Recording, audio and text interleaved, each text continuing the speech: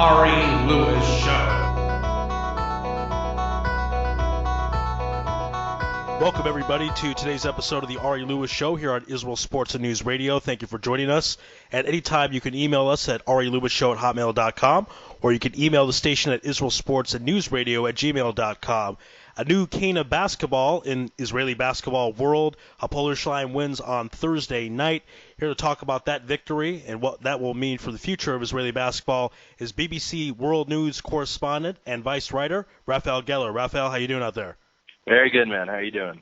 Doing excellent, and this was basically a victory lap for Hapoel Jerusalem on Thursday night. They won Game 1 by 15 points, and they obviously knew they were going to win Game 2. Raucous crowd, 11,000 at the new arena in Jerusalem near Malka. Tell us a bit about that atmosphere. For those who don't know, Israeli basketball fans, it's almost like college fans in the United States, very rowdy, and they were desired for this championship for a long time. They had been runner-ups for a long time. So tell us a bit about the atmosphere. Yeah, it was a pretty crazy atmosphere. The first season with this new stadium, really nice stadium. It's funny. There's a joke going on around right now that Haifa, the first year Haifa had their stadium, they won the championship. And the first year Jerusalem had their new stadium, they won a championship. And Cologne is opening a new stadium next year, so maybe they'll win a championship. Actually, Ari, from what I recall, you and I went to the Haifa opening together back in the day. Yeah, you remember 2013, that's right. That was the press conference with Brad Greenberg. Got really upset at the press after my question when I said, "Are you mad at the press?" And he kind of went off and said he was. But yeah, that was the year they had the new arena, and they won the title that year. Right. So, yeah, I mean, it's I don't like the method they have here in Israel with the two games and the aggregates on the points. I think it's really silly because it doesn't make the second game competitive or fun. Jerusalem knew they were going to win. They're actually down by as much as 11, but they just needed, I think, they kept going down and down and down. I think they were nervous about, not losing by 16. And then when they realized, let's just play our own basketball, everything was fine. They won by double digits, which means they won overall by over 20 points. But I think it should be a best of 3 or even a best of 5 because if you win one game by 15, that's sometimes how basketball works. It shouldn't impact the second game, and that's exactly what it does. It changes the entire dynamics of the series. It's bad for basketball. It's boring. It's bad for ratings. It's bad for everyone. So I don't like how they do that. We'll see what happens. It's next year. I think it's just going to be a Final Four format where it's literally one game, which is even more dangerous. But at least it's one game, so the best team wins. Yeah, it was a crazy environment. The fans have been waiting this for many years. They've come in second place 5 times. It's actually Hapoel Tel-Aviv that have really dealt with it. They've been running up 20 times, which is, unbelievable that 20 times they weren't good enough to beat Maccabi most of those times. So, it's pretty incredible. Good for Jerusalem. Good for Israeli basketball. There's now been a few champions the last few years. Cholon, 2008. Gilboa Galil was Gal Mekel in 2010.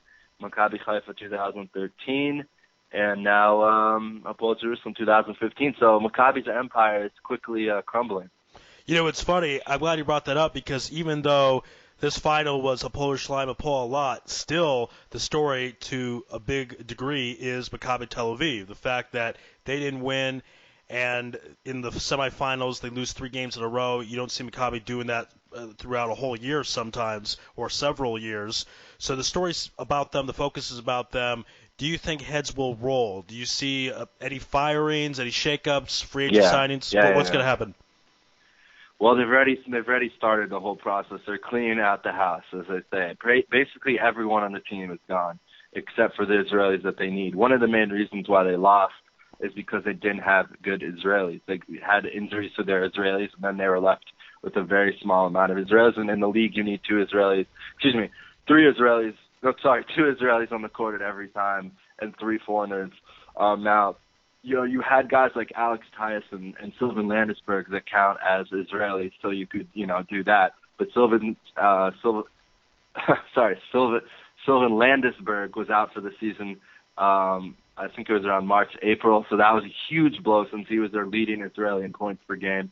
Guy Panini's been out since the beginning of the year. And so basically you're left with Ochayon and Alex Tyus, who Alex Tyus had a very disappointing year compared to last year. And the Israelis is how you win leagues in Israel. Yes, foreigners are really important, but you need points from Israelis. Jerusalem had a better Israeli team this year. Sometimes it's enough to just have, some foreigners that are really, really good and a couple of Israelis. But this year with the Israelis that Jerusalem had, you needed good Israelis. And Tel Aviv just didn't have that. But they're going to clean the house. Pargo's gone. Alex Tyus is going to leave. It's going to be a completely new team. There probably won't be any Americans left from this year's team except Evan Smith, who has a contract. They're already working on bringing a replacement big man. They already signed Taylor Rochesty, who was a leading EuroLeague scoring guard last year. Really good story. Former Washington State guard, played for a lot of big teams, was actually Gal Meckel's teammate. And, of course, they're going to be working on getting Gal Meckel, but I presume that's going to be the battle of the summer between Jerusalem and Tel Aviv, and maybe not even. Maybe he'll decide to stay in Europe at an even bigger club than both of those clubs. A guy Goodis, does he keep his job? Apparently he does. I think it's ridiculous. I'm not saying he's not a good coach. He is a good coach, but you can't have what they had and not get fired. I mean, it just shows. And if you can, then it just shows Maccabi's not the empire it used to be. If this happened 10 years ago, he would have been fired that night. Things have changed, which is a very good thing for Israeli basketball. I mean, for 22 years in a row, Maccabi Tel Aviv won the title. Things are changing. Other teams now have the belief that they can go in and win. It's changing. I mean, like I said, if this happened 10 years ago, he'd be fired literally at the end of the whistle. They would have fired him in the locker room, said it was tired. Like, this can't happen to a team like Maccabi. I think now they're starting to accept with the I don't know what the right word is, maybe globalization of American players, scouting departments, having little teams in Israel get really good Americans that just flew under the radar. And there's so many good college basketball players that don't get drafted, or that even do get drafted, that don't make it in the NBA, need a place to play. And there's so many. I mean, it's this ridiculous, 4 or 5 in every team in Israel, 2 in the second division, and any other country in Europe, even, from Poland to Lithuania to Croatia to every one of these leagues has Americans. There's so many Americans. If you do the right job on scouting and you think the person will be good for your locker room, you don't have to be Maccabi Tel Aviv anymore to have a really good player. In fact, the best foreign players in the league in the last few years have not been from Maccabi or even Jerusalem.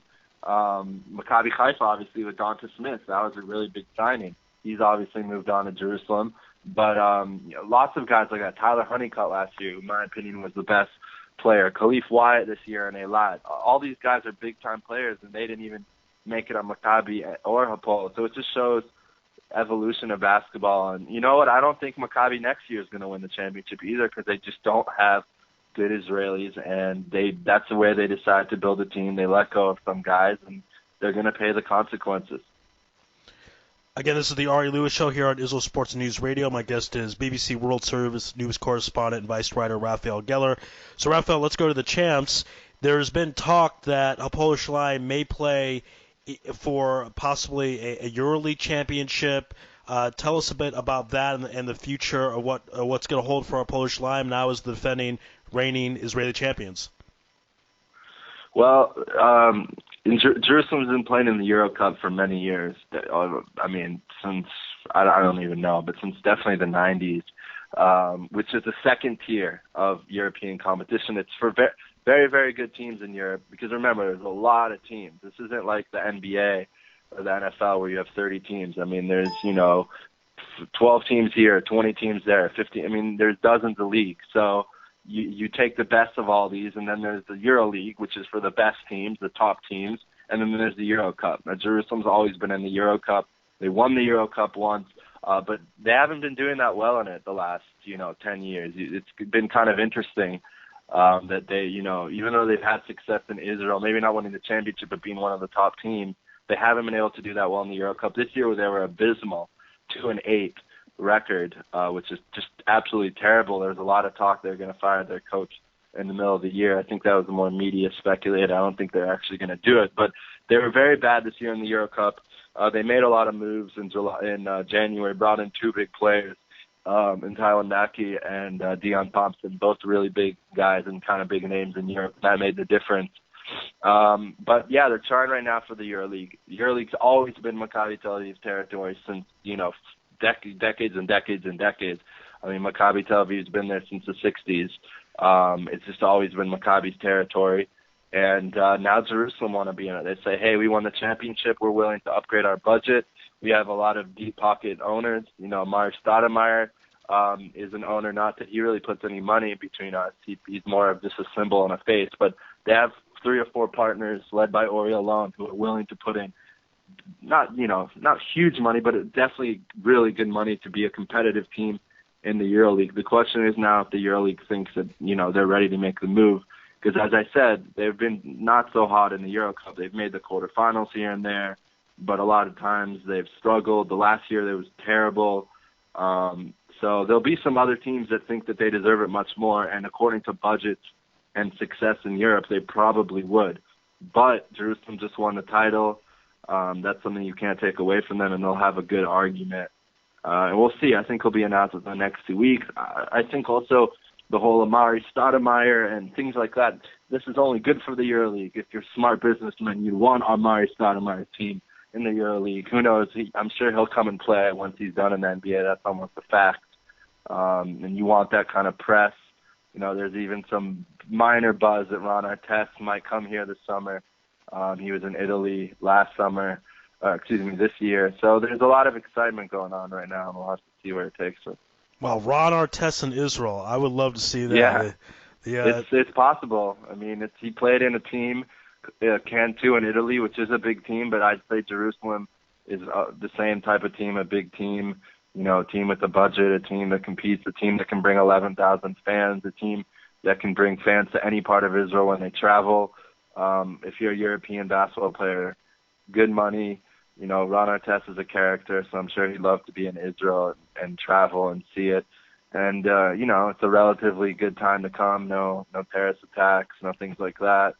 So I think it's possible. I mean, why not? If he played in Italy last year, why not can he come here? We'll see. Obviously, it's very unconfirmed, but it's definitely a possibility. Okay, so we talked about some of the shakeup that will occur with Maccabi Tel Aviv. If Hapoel wants to compete for the European Championship, the EuroLeague, and they want to upgrade their budget outside of maybe Ron Artest or Mari Stoudemire down the road, what other free agents are they going to try to pull into the team if they really want to upgrade it and really go for things in the EuroLeague? Well, they need to, I think, strengthen the Israeli squad. I mean, I know it's not connected to the Euro Cup because there's no limit, but you need to always have a deep squad so that the guys can also compete, on Sundays and Mondays when they play in the league here. So I think they'll work on that. There's a couple of names. Daganya Zuri from Haifa, one of the best sharpshooters in the league, is a big candidate. Wouldn't surprise me if he landed there. There's some young talent coming from the American universities this summer. You can keep an eye on those type of players. Mike Carter will be coming to Israel, I think, in a couple of years. He's right now at UNLV, a really big program. He has, I think, 1 or 2 years left. And in university, and he'll come. There's lots of guys right now in university that I'm sure are hungry to come. Danny Rubin is a name. He was a star of the Maccabi team this summer, last summer, 2 summers ago, whenever that was. He was on Brad Greenberg's American squad. He helped them beat Argentina to get the gold. He was one of the stars, and last year he played in second division Galil, and averaged about 15, 16 points a game. And then on the Americans, you got to bring in EuroLeague players, because as much as Maccabi Hapoel Jerusalem have good foreigners, none of them have really had the experience of the EuroLeague. Donta Smith never played in the EuroLeague, which is pretty shocking. In fact, Bracy Wright has played mostly in the Euro Cup.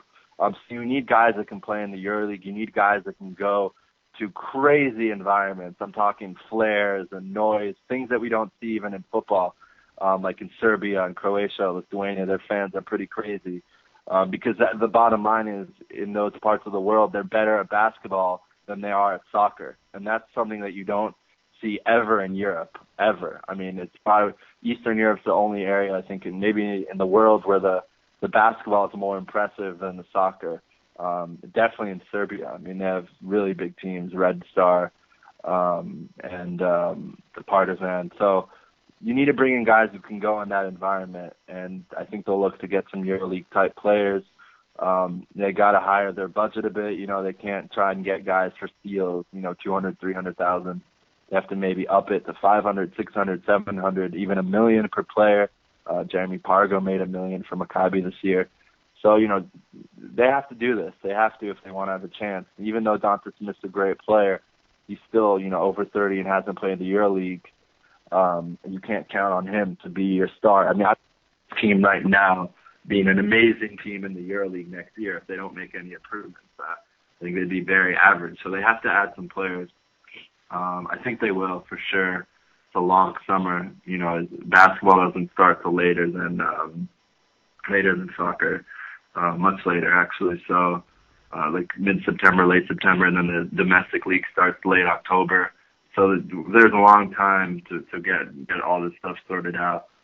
Whereas soccer starts now. The season officially started a week ago for most teams. They're already practicing, and a lot of teams start playing in friendlies in the next week. So it's a very different game, basketball and soccer. Again, this is the Ari Lewis Show here on Israel Sports and News Radio. My guest is BBC World Service News correspondent and vice writer Raphael Gellar. A few more minutes of Raphael. I want to go to Hapoel a lot quickly because they were the surprise in this party. They beat Maccabi in the semifinals. Do you expect them to be around in the next years to come, or will a lot of those players go to different teams because they'll have the opportunity to do so? Well, it's tricky. The owner's a bit upset right now with money issues. I think he wants to get more sponsors. It's a difficult team to own because no matter what you do, there's a limit to the fan base. It's a very small city. And the biggest thing that I think is an issue, and I'm completely supportive with it, is that he has to pay for flights every single other week. His team flies, 15 times a year. And even if it's just a cheap, Tel Aviv flight, it adds up. It really adds up. If you do that 15 times a year and you do it with 20 people, and then you have to pay for hotels, and once they arrive at the airport, how are they going to get from Tel Aviv to Haifa or Gilboa or Ashdod or all these places? So it's a lot of money. I mean, I think he said this year he spent almost $1 million plus shekel just on that, which is a lot. That's $400,000. This is the Israeli league. We're not in America. That's a lot of money for a team that's population is 20,000 and they get 1,000 people a game. So he needs more help from sponsors. He needs more help from the league. And we'll see. They'll definitely have a team next year, I think, even though he's threatening that they might. I think they will. It's a nice basketball city that, it's something they have. They don't have a soccer team in the first or second or third division. Maybe they're in the third, but they don't have a big soccer team. So all they really have is this basketball team. And it's always been a competitive team in its entire history, even when it's been relocated, because there was a time when the team was actually in Givat Shmuel. But fans are good. There's been really good players throughout the year. They always aim for the top 5, top 4. This year they brought in really good Americans. Khalif Wyatt was voted as the best guard in the league, best scoring guard. He's definitely going to move on. All the Americans will move on. The Israelis, they should keep a couple. Afik Nissim will probably stay. Amit Simchon, I think his contract he has another year. But guys like Aishak Kadir will get probably a ring from the bigger teams, Jerusalem maybe, or Maccabi or teams like that. If not, though, it's definitely a reason to stay there. It's always warm there. It's nice there. The only problem is if your family, is in Tel Aviv, it's not an easy bus or flight. I mean, even with the flight, it's an hour flight, but you have to get to the airport, and, it takes time, and it's, money is money. The minimum you have to pay to get to Tel Aviv is 300, 400, 500, 600 shekel round trip. So it's not like it's, a quick, car that you can ride, So, it was an amazing story. If they would have won the championship, I would have been happy for them because it would have been a great Cinderella story. But Jerusalem deserved it this year. Overall, they played the best basketball in the league, not in Europe, but in the league. And they had the best team. They had the best chemistry. I think they deserve it for 100%. All right. Raphael, before we let you go, everyone out there listening, if they want to read more of your work, find out more of what you do, where should they go to? You can always go to Vice Sports and type my name in. I try and do a couple articles a month usually. And on BBC, I'm in different platforms. It depends on what's going on. But if there's a story that has to do with Israel and soccer, chances are I'm talking about it or writing about it. So Israeli player Tomer Hamed, one of Israel's best national team players, just signed in England. So I just did a little bit about him. He signed with a club from Brighton, a little south of London. So you can check me out there. And then on Twitter, you can just type in my name, and I will be there. All right, great stuff. Again, the Ari Lewis Show here at Israel Sports and News Radio. My guest has been BBC World Service News correspondent and vice writer Raphael Gellar, talking about the season that was in Israeli basketball. Hapoel Jerusalem wins Thursday night. They're the new champions, and a lot will be on the horizon for them. Raphael, thanks for your time. Great job as always, and we will speak soon.